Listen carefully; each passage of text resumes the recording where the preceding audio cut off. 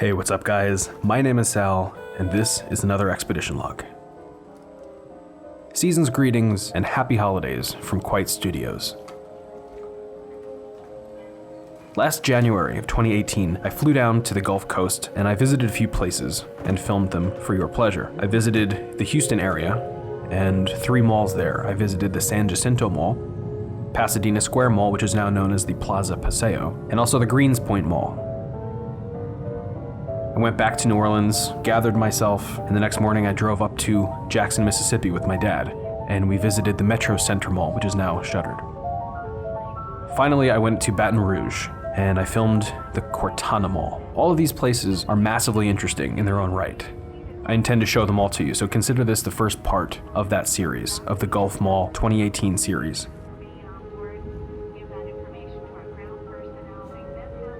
I know there might be a few of you out there who don't want to see the expedition, but as it stands, this is the expedition log series. So for those of you that don't want to see the plane flight and the drive out there, go ahead to about 6 minutes in, and that's when I show you them all. But for this one, for the first part of the 2018 Gulf Mall series, it's an extended expedition because I had to fly out there and then drive around. In the others, it'll just be a car ride, so it'll be a little shorter. I really appreciate your patience. Oh, real nice. I don't have a clicker. I do have a clicker.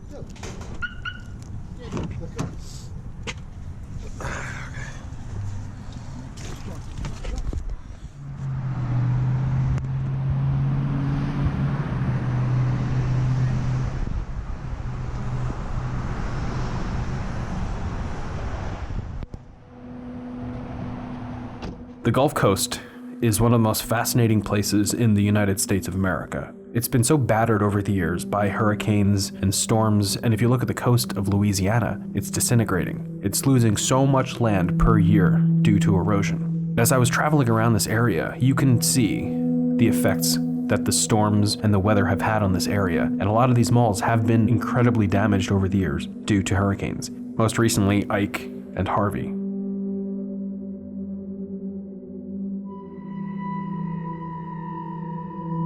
The malls of Houston are an eclectic mix of Tex-Mex and pure Americana, and they're all really, really cool. Today I'd like to show you a mall in Baytown, Texas. This mall has an entire abandoned wing. It's already been partly demolished. Somehow it kept its holiday spirit, and it's still going. So come take a walk with me in Baytown, Texas, in the San Jacinto Mall.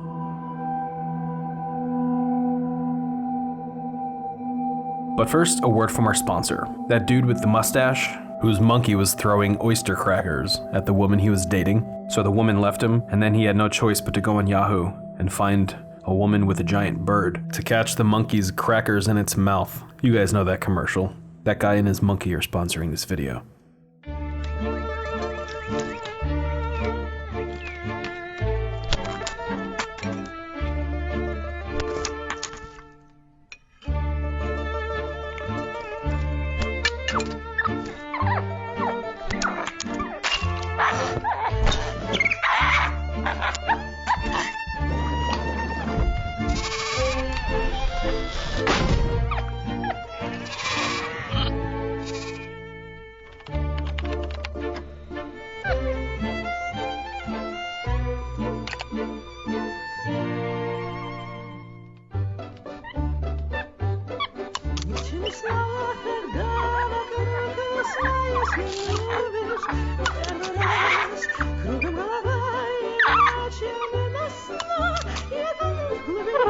Do you, Yahoo?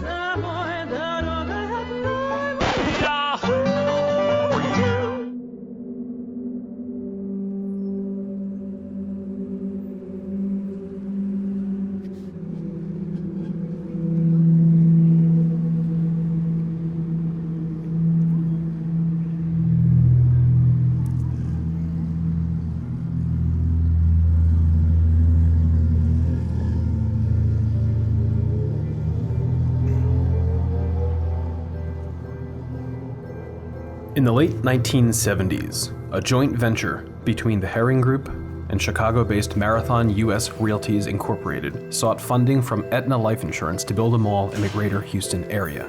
In 1979, construction began on the 1,156,000 square foot San Jacinto Mall and its first anchor, Foley's. Foley's opened to the public in late 1980, ahead of the mall's dedication. The Baytown, Texas San Jacinto Mall received its formal dedication and grand opening on March 4, 1981, with 4 senior anchors and 3 junior anchors.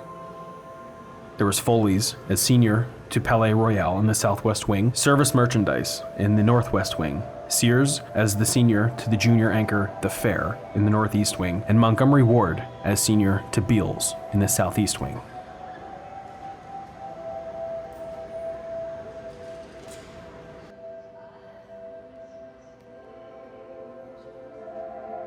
In 1983, JCPenney opened as the 5th senior anchor in the center wing. It's important to note that all of the senior anchors owned their property outright.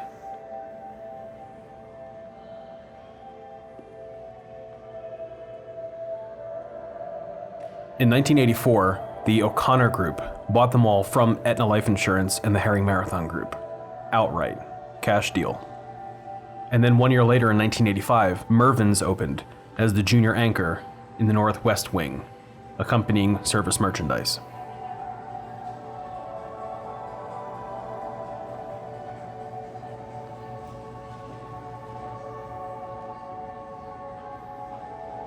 Despite being sold off relatively early in the mall's history, it had some really successful years. But then the problem started in 1990, when junior anchor The Fair shuttered, leaving Sears as the only attraction in the northeast wing, because when The Fair shuttered, a few stores went with it.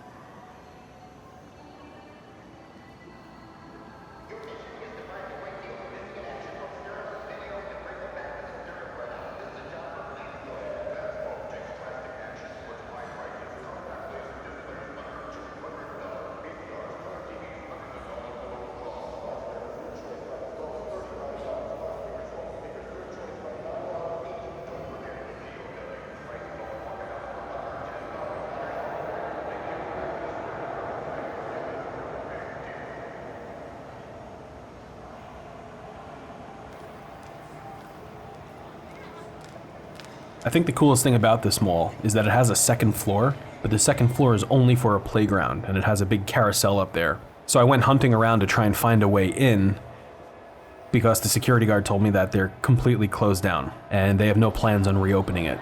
Unfortunately, I was unable to find a way up there, so if any of you have pictures of it, or even some video of that second floor, I'd love to see it. So if you want to join the Discord server, you can share there, or any number of Facebook groups, or you can shoot me an email at quitestudios@gmail.com, but I'd love to see that second floor.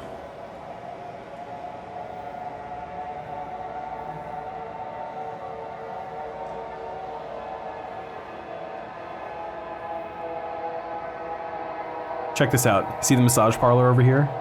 The lady waves at me. She's trying to get me to come in. There's no way I was going in there. With further declining sales and stores beginning to vacate, Aetna and Herring Marathon Group took the mall back from O'Connor in what they called a, quote, consensual foreclosure in 1995. And then they immediately put the mall on the market.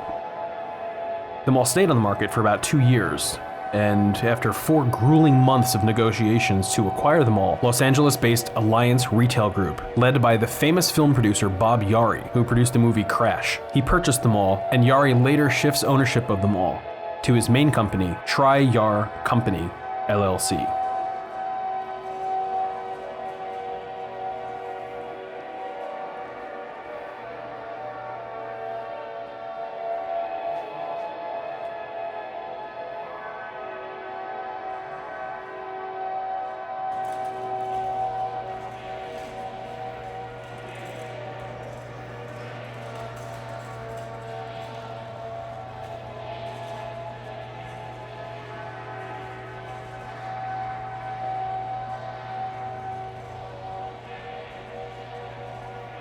While the mall has gotten maintenance over the years, it's never received a formal renovation. And you can see the dark brown brick mixed with the wood and, the planters all over the place that have the geometric patterns to them, and that vaulted ceiling with the incredible sky mural. All of this stuff is original. And this was all here in 1981 when the mall opened. I love this Sears courtyard. It reminds me a lot of the Warren Mall up in Pennsylvania and its sister, the Indiana Mall. There's just something about those yellow benches and the dark brown brick that really does it for me.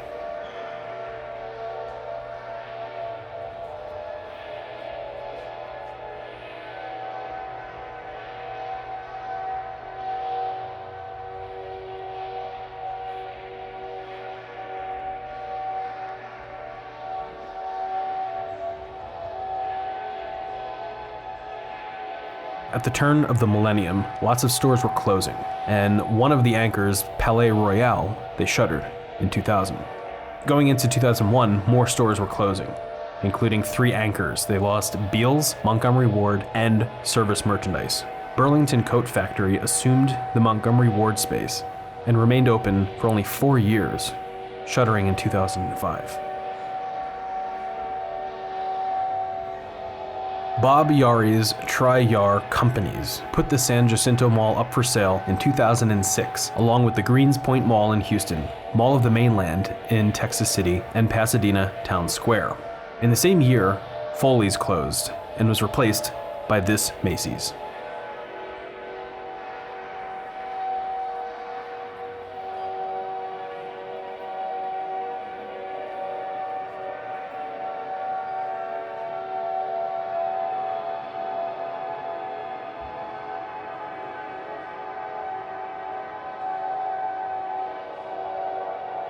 Right now we're in the wing that used to be anchored by Montgomery Ward, and you can tell that it's in complete disrepair. There was tons of mold in every one of these storefronts, and they had a lot of equipment out that what I'm sure they were doing was getting ready to remove the combustibles, because this wing is actually set for demolition. The Montgomery Ward was demolished in late 2017 actually, and I'll get to that a little later. But I wanted to show you the inside of some of these storefronts when you can see just water damage, mold, just complete decay, and it's just disgusting. This entire wing is, for all intents and purposes, abandoned, and behind those doors used to be the Montgomery Ward.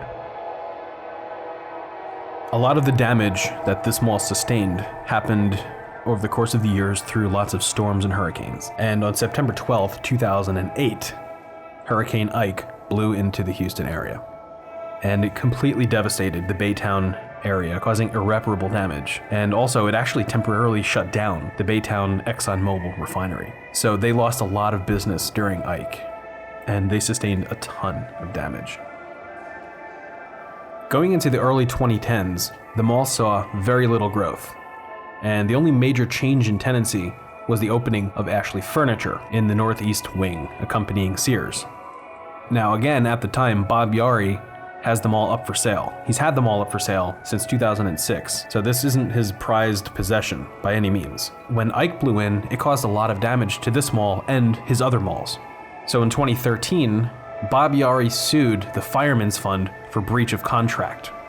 He was spewing allegations that the Fireman's Fund made insufficient payment for property damage at the mall and his other malls due to high winds from Hurricane Ike. After a lengthy claims investigation, the Fireman's Fund estimated that the damage from Hurricane Ike to both malls was at $11.5 million, and after applying both the $4 million deductible applicable to both malls and substantial depreciation to both of the 30-year-old malls, it paid Tri-Yar $4.2 million. Tri-Yar then sued for more than $100 million, which they claim was the replacement cost to repair and or replace the property damage at both malls caused by Hurricane Ike, as well as its alleged business income losses. Yeah, right. And other damages not previously paid for by the Fireman's Fund. State District Court Judge Jeff Shadwick entered a take-nothing final judgment in favor of the Fireman's Fund, ruling that the plaintiffs take nothing on any of their claims against the carrier. Bob Yari didn't like this judgment.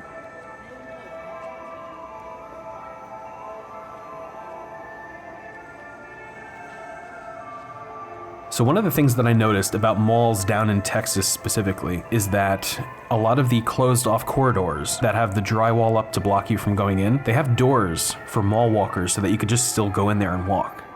So I'd like to take you back outside so we can go inside of the northwest wing, which used to be anchored by Service Merchandise and Mervyn's. And if you look very carefully, you can see the Mervyn's label scar. If you look very carefully, if you want to pause it, just to check that out.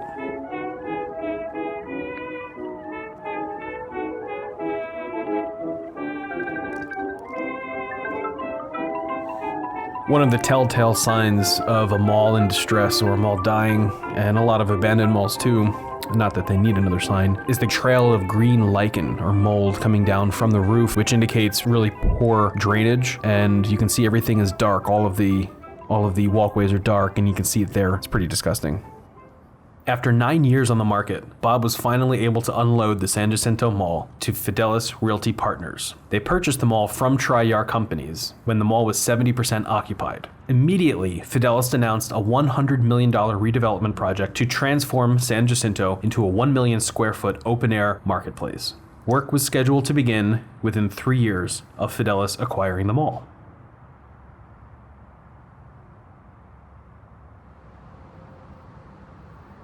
This entrance takes you into an abandoned section of the mall. There's just nothing in here. I think there was some state-run office that's there, but it wasn't there when I was there, which was on a weekend day. It wasn't very cold when I got there that day, but it was cold inside of here. They turned off all of the air conditioning to this section of the mall, and it's only for mall walkers and for those people that need to get into the office there.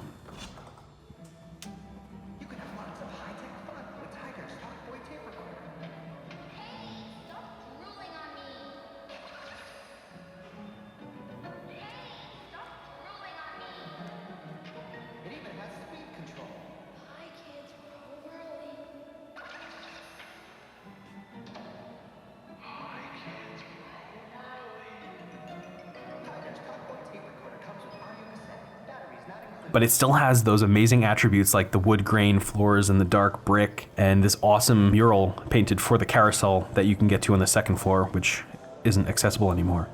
This is pretty typical for malls in Texas to have this giant corridor that's still open to mall walkers, and I thought it was just fascinating.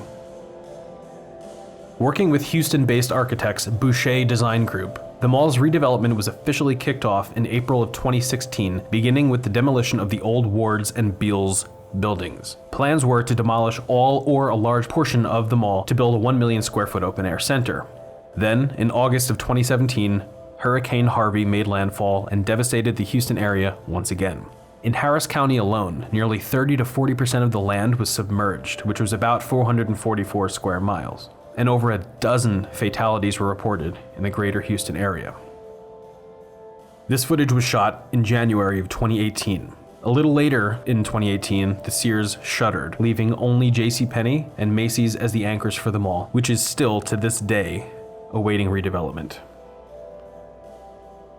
In September of 2018, Fidelis explained that the redevelopment plans are stalling out due to ongoing negotiations between Macy's and JCPenney, who own their property outright, but that the first phase could ostensibly be completed by Christmas of 2019, and that full redevelopment of the mall wouldn't come to fruition until at least Christmas of 2021.